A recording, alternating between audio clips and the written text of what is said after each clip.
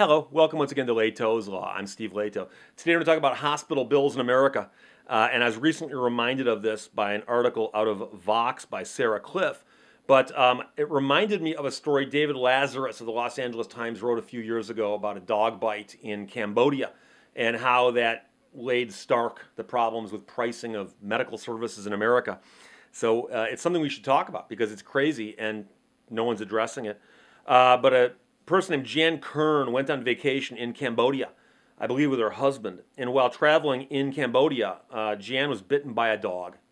And it wasn't a friendly dog, and it didn't stick around to identify itself. And so she decided, hey, maybe we should go to the hospital in case I got rabies. You never know. So they went to the Royal Angkor International Hospital, where they were charged $125. And that included a shot, a $25 hospital charge, and a $25 doctor fee. But as they were leaving the Royal Angkor International Hospital while on holiday in Cambodia, they were told you have to go now to a doctor each of the next 3 weeks because you need a total of 4 shots now. That's the modern protocol for a rabies situation. So the doctor apparently gave her a piece of paper to let her know that. And so the next week they were in Thailand. And while in Thailand, they found a clinic and went to the clinic and said, I need the second of the 4 rabies shots. And the doctor there gave her the shot and charged her $18.50. $18.50. So when she returned to America, Jan realized it was a Sunday. She had to get her 3rd shot. And she went to Torrance Memorial Medical Center, got the shot, and was charged $5,254.85. $5,254.85. Now remember, she's charged $18, $18.50 at the last place in Thailand, and the shot cost $66 in Cambodia. Apparently, the American dollar goes a lot further there because then it cost her $5,000 in Torrance. So the following week, she thought, okay, well, let's not go to the emergency room. I'll go to my own doctor. She went to her own doctor where she was charged $427. And as David Lazarus points out in his article, this shot she was getting in each place was the exact same shot. $67, $19, $5,254, and $427. And how do you explain this? And the point, of course, is that there's no free market system operating in America. Hospitals can just charge whatever they want. And quite often, if you ask them what they charge for something, they act like you're asking for like the secrets to the Pharaoh's tomb or something. They don't know what this stuff costs. Nobody knows. The doctor treats you, and then magically a bill appears later, and hopefully you have insurance that pays for it. Which, by the way, in the Kern's case, insurance did pay for it. So they didn't actually get stuck with those bills, but somebody did, and it makes you wonder. So I was skimming around the internet the other day, and I ran across this article by Sarah Cliff at Vox.com, and Vox did a very interesting thing. They actually asked people over a long period of time to send in hospital bills. Just send us hospital bills, especially ER bills. Send us bills, and we're going to examine the bills and see if we can learn anything from the bills. And one of the things they learned from the bills was that people get ripped off a lot. So Nina Dang, who is 24 years old, was biking in San Francisco, and she was involved in a bicycling accident where she was taken by ambulance to a hospital. And she said that she was only semi-lucid for the ride, didn't really put a lot of thought into it, just kind of like, hey, I'm happy to be going to a hospital. And there at the hospital, they took care of her, and a few months later, she got a bill for $24,000. $24,000. Now, here's the problem. She has health insurance. But it turns out the hospital she went to doesn't do health insurance. They just don't accept it. They're out of network for everybody. And many people didn't even know that was possible. I didn't know it was possible. So she submitted the bill to her health insurance company, and they said, oh, well, they're not one of our hospitals, so we're not going to pay their entire bill. We don't agree with that bill. That bill's outrageous. We're going to pay $3,800 of it. And they said, we're basically paying what was fair. You shouldn't have been charged more than $3,800. So we're going to pay the $3,830.79, the $3,830.79. We're going to pay that for you. But we're not taking care of the rest of the bill because it's just not fair. So the hospital says, well, gee, you paid us $3,830, but you didn't pay us the $20,243.71. So you got to pay us that now. So she's now been fighting over this But the problem is, as they point out in the article, is that her experience with Zuckerberg San Francisco General is not unique. And you might say, Steve, Zuckerberg? Yeah. Mark Zuckerberg and his wife donated $75 million to have a new wing built at this hospital, and it's named after them. Somehow it seems appropriate. And so here's the problem. Zuckerberg San Francisco General, recently renamed for the Facebook founder, doesn't participate in the networks of any private health insurance companies. None. So if you go there and go, do you take my health insurance? They go, no. No, we don't take that. They don't take it. None of it. And we've all heard of people who got in situations, I hope, where they went to a hospital and they found that one of the doctors was out of network. And that's more common, where a doctor says, look, I'll work with these insurers. I won't work with that one because they're crazy, whatever. But the hospital doesn't work with anyone. So Robert Berman, who's with Systematic, a medical billing advocacy firm that reviews bills, said it's really unusual for this to be the case. Usually it's the doctors who are out of network, but for the entire ER to be out of network, that's a bit odd. So I may have misspoken earlier when I said the entire hospital is out of network. The ER is out of network. So if you get taken to this hospital, don't bother pulling out your insurance card. They don't take it. Now, your insurance company might pay some money to the hospital on those bills. But what the hospital is going to do is send you the bill for what they want, and your insurance company's going to go, that's crazy. We're not going to pay all of that. We're going to pay part of that. And they'll pay the part, and you're stuck with the rest.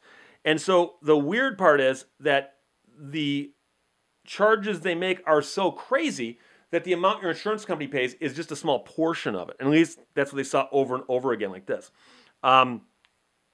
Now, they approached the hospital and said, do you have a spokesperson who wants to address this? And they do, a man named Andrew, the hospital spokesperson. He conceded that the insurance policy can leave patients like Dang in a tough place. And this is the quote. For us, the challenge is we don't want to become just another hospital. Our mission is to serve people who are underserved because of their financial needs. We feel like we have to recoup what we're able to from people who are insured because we're supporting people who don't have insurance. Okay? So what this hospital has made the decision on is our emergency room is going to divide people into two groups. The people who come in with no money, we'll treat them, and then of course they can apply to the federal government for Medicare to take care of those people. The people who come in with insurance or who have money, we're just going to charge them as much as we possibly can, and we're going to use that money to make up for any shortfall we have on the other side. That pricing structure does not work anywhere else in the world in any setting. Can you imagine a situation, and if you can think of one, let me know in the comments, where you actually say, we're going to divide our audience, our customers, into two groups, those who can afford us and those who cannot. And those who cannot afford us, we'll take care of them, and we're going to rip off the other group of people to compensate us for them.